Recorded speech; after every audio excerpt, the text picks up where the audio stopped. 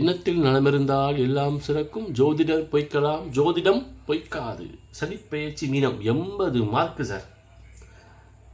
ஜென்மச்சனி sir. இதற்கு முன்னால் உள்ள விரயச்சனியை நீங்கள் மிக மகிழ்ச்சியோடு காலத்தை கடத்தி வந்துருப்பீங்க சார். அதாவது தன்னுடைய ஆடம்பர வாழ்க்கையை கடன் வாங்கி செலவு செய்து அதில் மகிழ்ச்சி காணும் ஒரே ராசிக்காரர்கள் நீங்கள் மட்டும்தாங்க சார். தன்னுடைய ஆடம்பர வாழ்க்கைக்காக கடன் வாங்கியும் செலவு செய்து மகிழ்ச்சியோடு வாழ்வீர்கள். ஆடம்பரத்தில் ஒத்துக்கோங்க சார். ஆடம்பரத்தில் மூழ்கினாலும் அதிகாரம் கலந்த நேர்த்தியான வாக்கினால் எடுத்த காரியங்களை சாதிக்கும் வல்லமை கொண்ட மீனராசி அன்பர்களே, கடந்த கால விரயச்சனியால் உங்களுக்கு சுப விரயங்களும் உண்டு, அசுப விரயங்களும் உண்டு.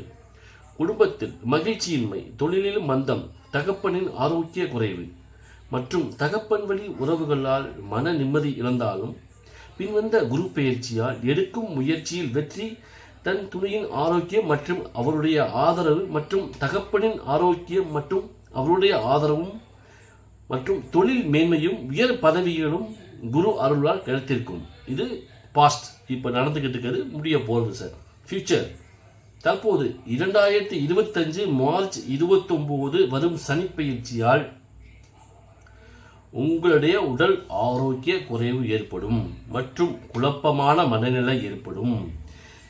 எந்த முடிவையும் தீர்க்கமாக எடுக்க மாட்டீர்கள், எடுக்க முடியாது, எடுக்க வேண்டாம்.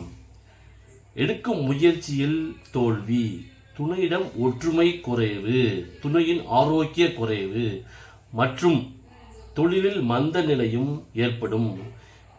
மே 14க்கு பின் வரும் குரு பெயர்ச்சியால் தாய் வழி உறவுகளின் ஆதரவும் தாயின் உடல்நல மேம்பாடும் ஏற்படும்.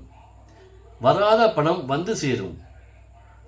மேலும் திடீர் அதிர்ஷ்டங்களால் லாபமும் உண்டு, தொழிலில் மேன்மை உண்டு மற்றும் சுப விரயங்களும்.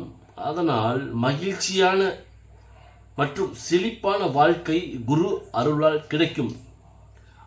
அதாவது சார், உங்களுக்கு ஆடம்பர வாழ்க்கை தான் சார் எல்லாமே. ஆடம்பர வாழ்க்கைன்னு ஒன்று இல்லைன்னா தண்ணியை விட்டு இந்த மீனை தூக்கி போட்டால் எப்படி தத்தளிக்குமோ அந்த மாதிரி ரொம்ப கஷ்டப்பட்டுருவீங்க சார். அதனால் இந்த செழிப்பான வாழ்க்கையை குரு அருளால் உங்களுக்கு கிடைக்கும் என்று கூறி விடைபெறுவது உங்கள் ராஜா ஜோதிடர் ஆதி. மீண்டும் அடுத்த பதிவில் சந்திப்போம். நன்றி, வணக்கம்.